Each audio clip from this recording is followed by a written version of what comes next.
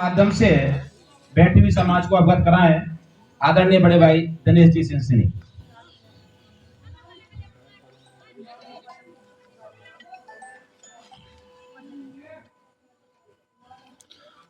महाराजा सूरजमल को नमन करते हुए जो सरदारी दूर दूर से आई है, बैठी है, मैं सबको हाथ जोड़ करके प्रणाम करता हूं।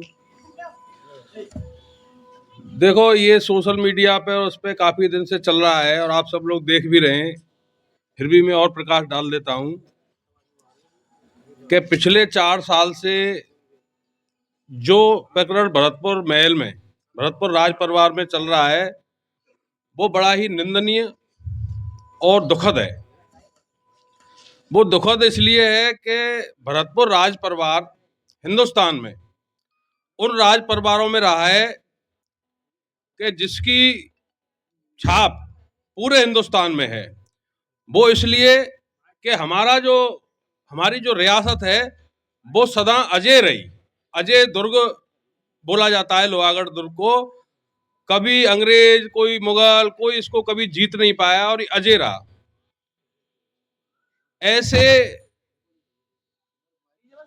परिवार के वंशज, हमारी सबकी आन बान शान महाराजा विश्वेंद्र सिंह पिछले 4 साल से दुखी हैं और वो उस दुख को अंदर ही अंदर पाल रहे थे, पी रहे थे।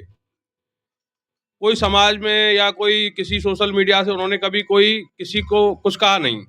तो उन्होंने लास्ट में जब वो दुखी हो गए, पानी सर के ऊपर से चला गया, तो एक पोस्ट सोशल मीडिया पर डाली और उसका जवाब हमारे बड़े भाई संतोष फौजदार जी ने दिया और ये बता देंगे अपने उसमें।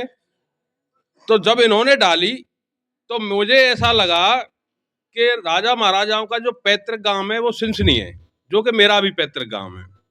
अपमान का मामला है ही, क्योंकि महाराज साहब ने उस पोस्ट में ये डाला था कि अब तो झंडा भी उतार दिया गया है और मंदिरों में पूजा अर्चना भी बंद कर दी है। तो मैंने एक रात में मैंने सोचा, फिर मैंने अपने गांव गया, मैं वहां जाके मैंने गांव वालों से बात की, बुजुर्गों से बात की। मैं साहब ये तो बड़े शर्म की बात है और 4 साल से मामला चल रहा है और एक अकेला आदमी खड़ा हो गया। तो मैंने कहा अब हमें पूरी ताकत से खड़े होने की आवश्यकता है। तो मैंने वहां एक महापंचायत का आयोजन 29 तारीख को कर दिया और वो महापंचायत में काफी भीड़ भी आई, लोग दूर दराज से भी आए, भाई साहब भी पहुंचे, संतोष जी भी। अब मैं आपको ये बताता हूं कि अब वो आग इतनी लग चुकी है, इतना आक्रोश पब्लिक में है, हमारे यहाँ लोकल में भी है और बाहर भी है। यूपी, पंजाब, हरियाणा और दिल्ली, जयपुर, सब जगह से लोगों के फोन आ रहे हैं कि भाई साहब हम 100 गाड़ी लेके आएंगे, हम 50 गाड़ी लेके आएंगे। अब ये मैटर ये है कि देखो, एक तो हमारी समाज की, हमारी सरदारी की भी गलती है कि ये जो अनिरुद्ध है ना, इसको हमारे कुंवर अरुण सिंह जी अपनी पगड़ी दे के गए थे, अपनी करोड़ों रुपए की प्रॉपर्टी दे के गए थे और अपना वारिस बना के गए थे। इसने क्या किया कि जब उनका दाह संस्कार हुआ, तो मैं भी था, 2006 की बात है, तो अपने बाल तक उनको नहीं दिए।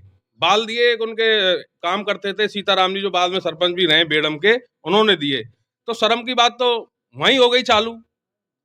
दूसरी बात के अभी 4 साढ़े 4 साल पहले उस जगह पे जीवन निर्माण संस्था हुआ करता था, मूक बधिर बच्चों का वहां लालन पालन होता था और बड़ा ही अच्छा काम था वो। इसने उसको भी तोड़ दिया।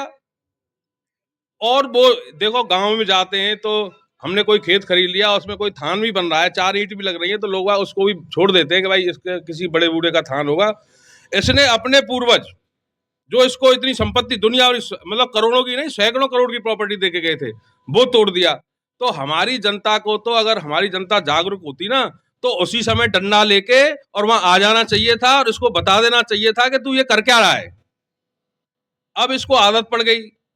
तो हमारी जो रियासत कालीन चीजें महल में रखी थी, टाइगर हेड, बारहसिंगा, दुनिया भर की डाइनिंग टेबल, ड्रेसिंग टेबल, इन्होंने उनको बेचना चालू किया। और वो चालू इसलिए किया कि अब वो बात पता चल रही है कि ये हमारी आखिरी निशानी, हमारी विरासत में जो आखिरी निशानी बची है, मोती महल, ये उसको बेच करके और खुर्द-बुर्द करके और यहां से भाग जाना चाहते हैं, दोनों के दोनों। अब महाराज साहब इनसे कुछ कहा होगा या इनसे कुछ कहते होंगे, तो उनके साथ उन्होंने जो बदतमीजी की उसका तो मैं सोच भी नहीं सकता। आपको बताने में भी शर्म लग रही है कि इस लड़के ने 2-3 बार तो उनसे हाथापाई मारपीट तक कर दी है। और वो आज आपको पता है कि आज वो 10x12 के रूम में जवाहर फार्म में रहते हैं।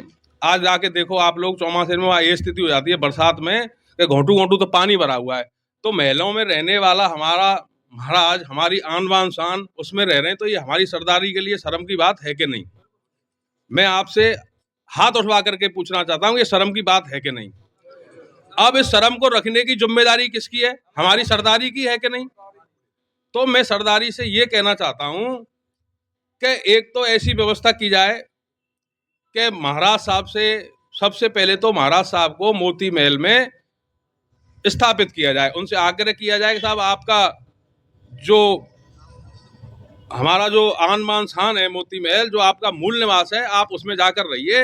ये हमारे सरदारी सर इसका 4 साल से झुका जा रहा है और अब ऐसी स्थिति आ गई कि टूटा ही जा रहा है, तो आप वहाँ जाइए और वहाँ जाकर रहिए। अब आती है बात झंडे की। तो झंडा तो किसी का नहीं है, वो तो सर्व समाज का, पूरी भरतपुर रियासत का, 36 कौम का, 3600 कौम की आन बान शान का वो झंडा है। तो वो तो हम वहाँ लगाएंगे और 100% लगाएंगे। इसलिए हम गांव गांव जा करके, आप लोग बुला रहे हो, ये हम आह्वान कर रहे हैं कि ज़्यादा से ज़्यादा संख्या में वहाँ पधारें और उस झंडे को इतनी ताकत से लगाएं कि दोबारा कोई भी आदमी उसके बारे में ये सोच नहीं सके कि हम इसको कुछ भी मतलब उखाड़ने, और उसकी बात तो बहुत दूर की बात है, उसकी तरफ टेढ़ी निगाह भी नहीं जानी चाहिए झंडे की तरफ। तो हमारा सबका यही वो चल रहा है, हमारी टीम इसी में काम कर रही है। और रही बात उसकी कि ये लड़का ये कहता है कि मैं तो, हम राजपूत हूँ, तो हमें इसके राजपूत होने से कोई गुरेज नहीं है। हमें दिक्कत इस बात की है कि ये हमारी पीढ़ी को, हमारा जो इतना ऐतिहासिक इतिहास रहा है, इतना गौरवशाली इतिहास रहा है, आप तो जानते हैं कि हमारे तो राजा महाराजा छोड़ो, हमारी तो राजमाता महारानी किशोरी इस भरतपुर रियासत की आन बान शान के लिए, लोहागढ़ की आन बान शान के लिए अपने खास भाई को दिल्ली के गेट पर कुर्बान कर दिया था। उन्होंने कर दिया था, नहीं क्या? जवाहर सिंह जी ने भी मना कर दिया था कि मैं मामा को नहीं मार सकता, तो महारानी किशोरी खुद हाथी पे चढ़ी और उस गेट को तोड़ने के लिए अपने भाई को उन्होंने कुर्बान कर दिया उस समय। तो आप देखिए, इतने गौरवशाली इतिहास को धूमिल कर रहा है, उसको राजपूत बना रहा है जबरदस्ती। तो सबसे मेन जो चीज है ना, वो ये है कि हम हर पंचायत में इस बात को कहते हैं कि अपने समाज से इसको तुरंत प्रभाव से, ये जाट ही नहीं रहेगा तो ये कोई ट्यूट डाल दे, कुछ भी डाल दे, कोई सुनेगा ही नहीं, कोई देखेगा ही नहीं, कंटक ही कट जाएगा, ना रहेगा बांस और ना बजेगी बांसुरी। तो मैं आपसे ये समर्थन चाहता हूं, हाथ उठा के देना कि इसको समाज से बहिष्कृत करना अति आवश्यक है कि नहीं?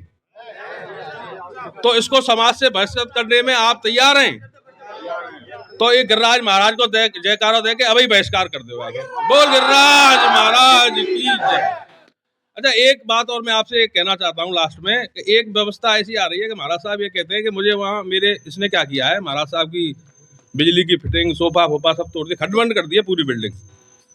तो उसमें थोड़ा टाइम लगेगा काम कराने में। तो हमारी जो टीम है उसमें ये झंडा प्रकरण के बाद उसमें श्रमदान करेगी। और मैं ये चाहता हूँ, एक उनकी सुरक्षा की बात है, माननीय मुख्यमंत्री भजनलाल जी हमारी सरदारी से ही है, इसी आन बान शान झंडे के नीचे ही वो, उन्हीं का वो है, और वो इस समय मुख्यमंत्री हैं। तो हम उनसे भी रिक्वेस्ट करेंगे, सबके लाडले कि साहब महाराज साहब की सिक्योरिटी की और ज़्यादा व्यवस्था की जाए सरकार की तरफ से। और एक हम ये अभियान चलाएंगे कि गांव गांव हर पंचायत से 5-10 युवा जो सामने आए, हर पंचायत के नंबर बाई नंबर से महाराज साहब को सुरक्षा हमारी सरदारी देगी, हम देंगे। और जो भी युवा इसमें जुड़ना चाहे वो मेरे फेसबुक नंबर पे, मेरे अकाउंट पे, आप संतोष भाई साहब के पे, किसी के भी अपना नंबर डाल सकता है। और हम पूरे समाज को, जज कोई दूर का हो बाहर का, सबको इसमें जोड़ने का ये भी एक प्रयास करेंगे, जिससे महाराज साहब को कभी ऐसा नहीं लगे कि सरदारी बतौले मार गई और चली गई। सरदारी तन मन धन से जब तक वो हैं, जब तक उनके साथ है, और अपनी आन बान शान के लिए हमेशा उनके साथ रहेगी। और ज्यादा से ज्यादा संख्या में जाकर के 21 तारीख को उन्हीं को बल देना है। हमें हमसे कहा कि साहब प्रशासन से, हम क्या प्रशासन से गुहार लगाएंगे? इतनी संख्या में आना है कि प्रशासन हमसे गुहार लगाए कि साहब करना क्या है। राम राम साहब। दिनेश भाई साहब ने बहुत ही विस्तार पूर्वक सारी बातें रखी। सबसे मेन चीज तो ये है कि जो बात